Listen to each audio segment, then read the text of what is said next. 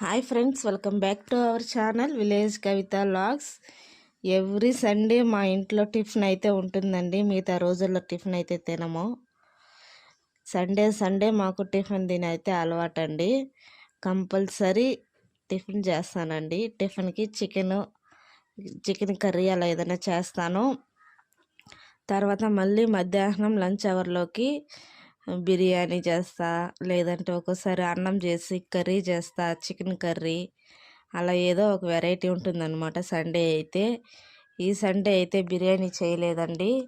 ఇంకా మా అమ్మాయి నా పక్కనే కూర్చొని కూడా నేను ఏ పని చేస్తే ఆ పని అయితే చేస్తుందన్నమాట. మా చిన్న అమ్మాయి, మా పెద్ద అమ్మాయి అయితే వీడియో తీస్తుంది.